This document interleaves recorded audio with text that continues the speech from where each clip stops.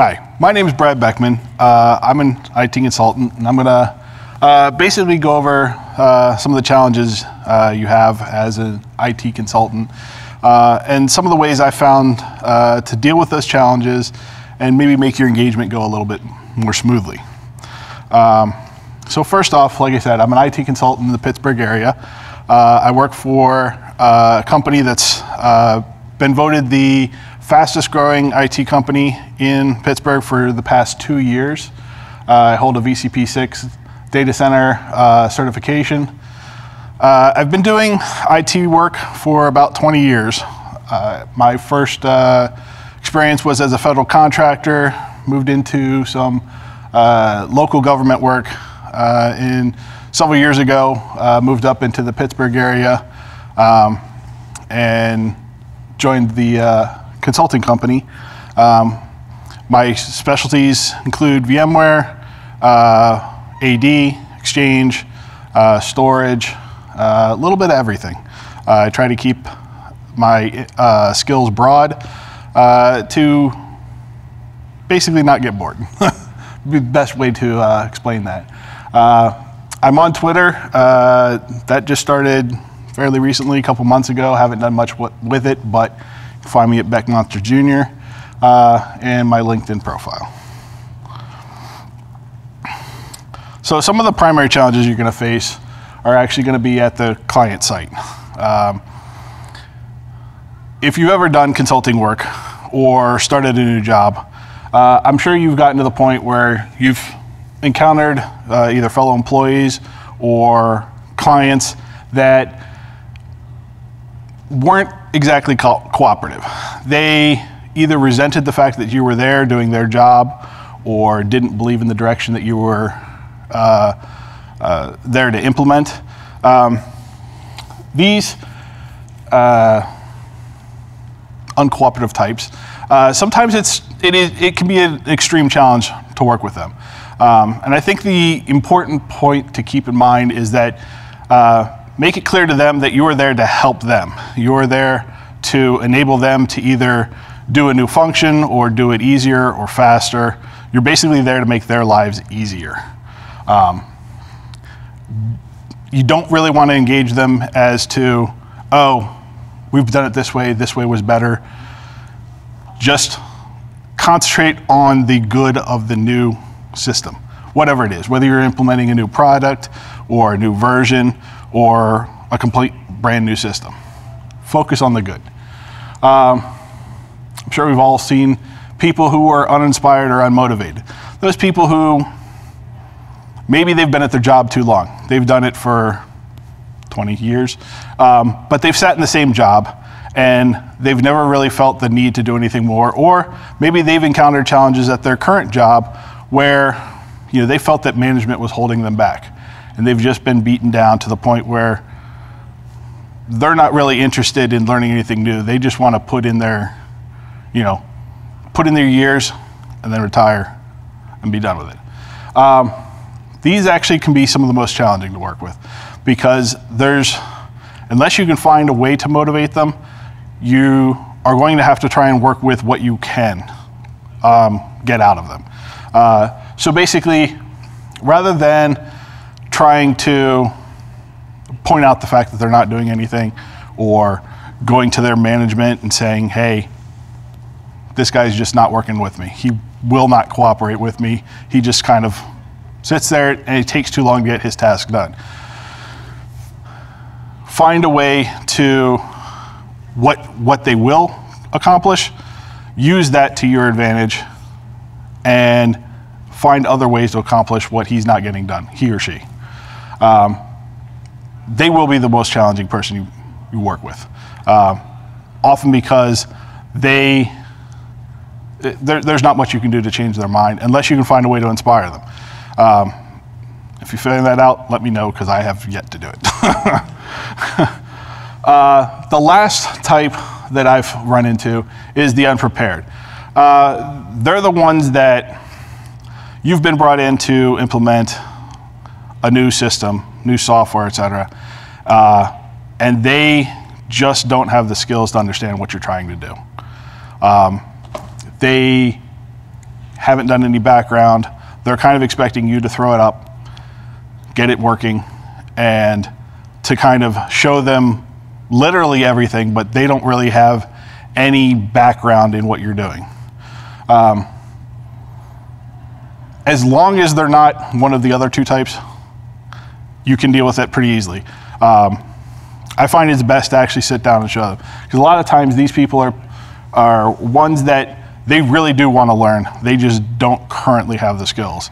And that's one of the most important things I've found in working in IT is your desire to learn is your greatest factor for success. As long as they want to succeed, I will help you. I don't care who you are. As long as you want to succeed and are willing to learn, I will sit down. I will spend extra hours even outside the contract to show them. So these are the three types of and I call them clients, but they're really your points of contact, your technical points of contact at a client site. And these are the three types that I've most frequently encountered. So the next category would be your technical challenges. Everybody's had to deal with aging or outdated equipment. I've worked at places where they've tried to keep servers running for 20 years and yet put the latest version of ESX on it. That's just not feasible, possible, recommended, but they still try to do it. At this point, you kind of need to point out what that's costing them. It's costing them possibly in support if they're still trying to extend the support on that equipment. Companies after a certain point in time start to charge more for that support.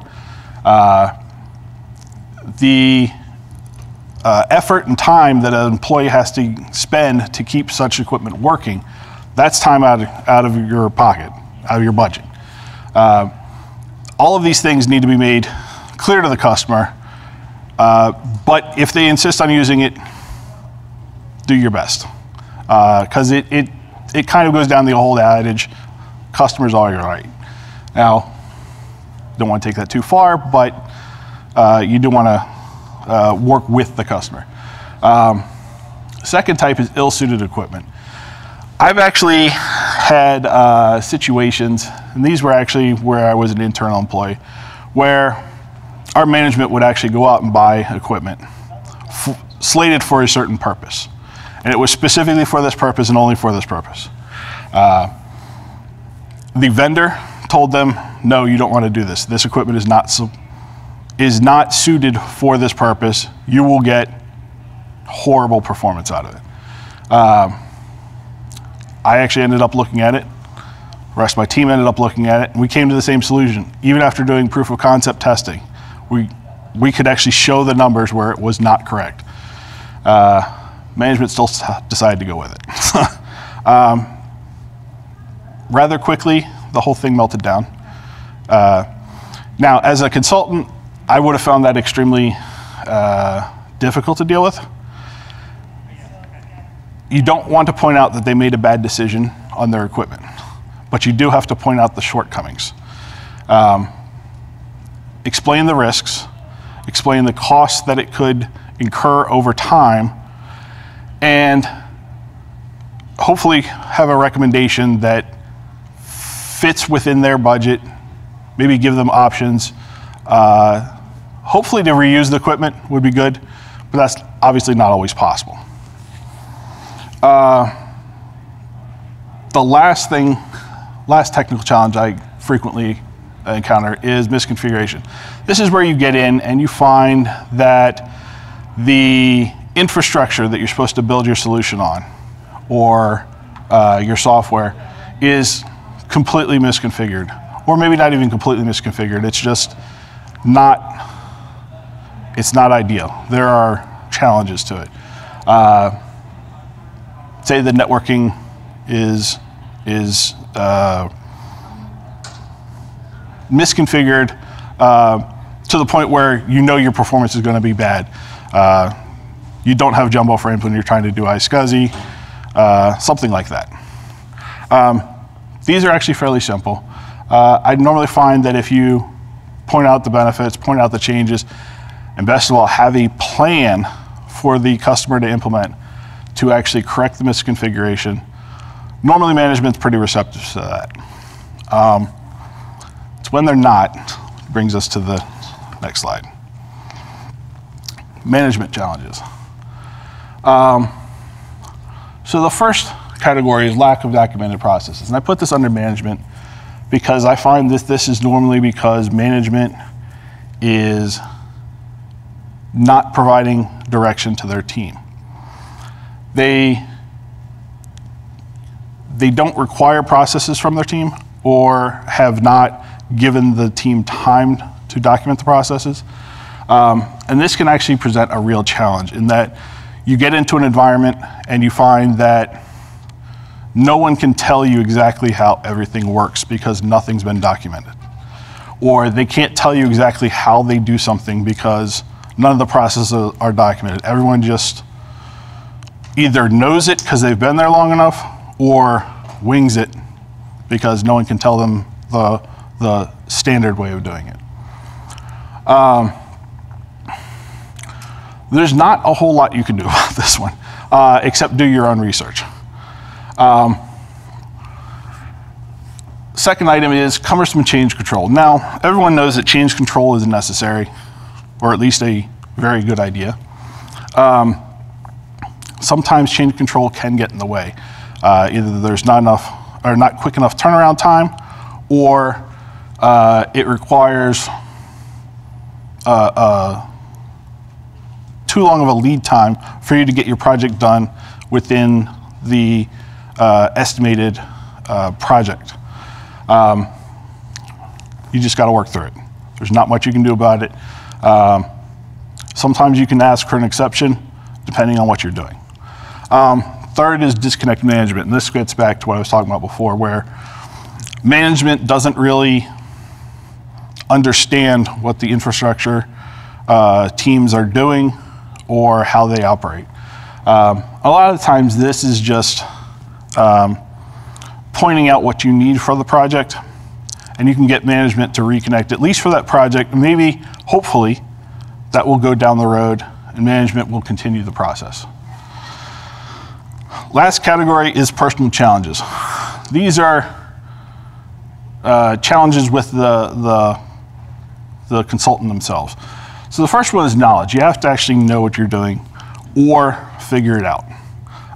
And the figuring it out happens a lot more often than you would think. Oftentimes you're brought in to implement something that you've seen, you've done, but you haven't done it the way they want it. So you have to figure it out. A lot of times you'll also come in and you're supposed to implement it a certain way, and the product was basically oversold. It doesn't actually work the way that it was advertised by the vendor. At this point,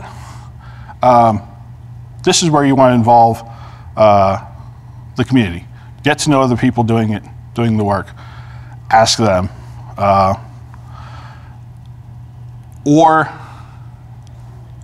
Second option is to, if you can, stand up a home lab. Home labs are invaluable for figuring this out. I have done home labs for 15 years, and I almost always stand up a proof of concept of whatever I'm going to do at a customer site at least a week before I ever show up.